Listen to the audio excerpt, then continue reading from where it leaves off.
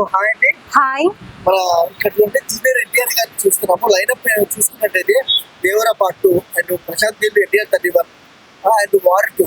ఎలా అనిపిస్తుంది ఎన్టీఆర్ లైనప్?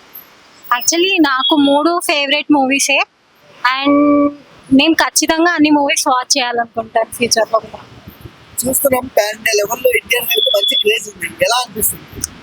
నేనైతే చాలా హ్యాపీగా ఫీల్ అవుతాను. నా ఫేవరెట్ హీరోకి పాన్ ఇండియా లెవెల్లో ఫేమస్ వచ్చింది కాబట్టి ఐఎమ్ ద మోస్ట్ చిన్నప్పటి నుండి ఐఎమ్ ద మోస్ట్ ఏమంటారు మూవీ రాగానే ఫస్ట్ వెళ్ళేది నేనే.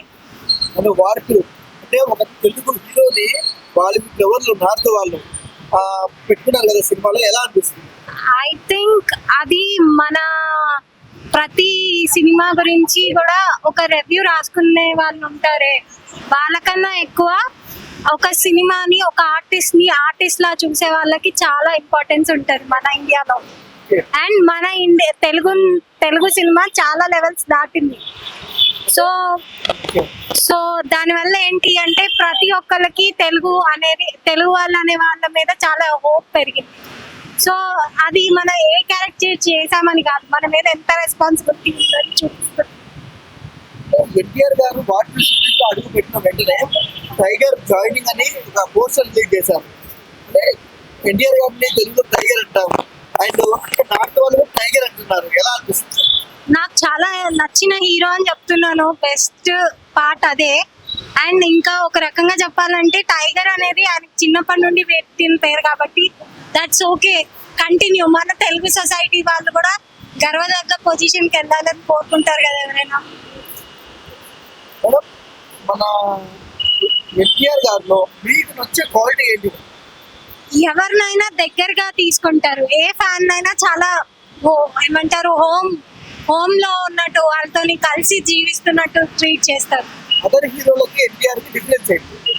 నాకు అదర్ హీరోస్ తోని సంబంధం లేదు, but I love my NTR అంతే. ఎందుకంటే నేను మామ అని కూడా పిలిచాను చిన్నప్పుడు. So I'm very interestable to meet him and I have met him at country shooting also. Madam, అది వార్ 2 షూటింగ్ లో ఎన్టీఆర్ గారికి రితిక్ రోషన్ గారికి ఒక సాంగ్ ఉందంట. అంటే సాంగ్ చేసేటప్పుడు రితిక్ రోషన్ భయపడుతున్నారంట ఎన్టీఆర్ తో ఎలా చేయాలి, ఎలా తీసుకుంటారు తెలుగు ఆడియన్స్ అని. ఎలా అనిపిస్తుంది? అంటే ఎన్టీఆర్ సార్ అనేది ఒక బ్రాండ్. ఆయన డాన్స్ వేస్తే ఎవరు కొలాబరేట్ చేయలేరు ఇక్కడ కూడా. సో అలాంటప్పుడు భయం ఉండడంలో తప్పు లేదు. అంటే ఏ హీరోని ఏ హీరోయిన్ ఎన్టీఆర్ చేసే వాళ్ళతో అడిగినా మన ఎన్టీఆర్ తో డాన్స్ చేయాలంటే కొంచెం గట్స్ కావాలి అని అందరూ అంటారు. అది ఒక రకంగా మన ఏమంటారు ప్రతి ఒక్క ఫ్యాన్ కోరుకునేది అదే అన్నమాట.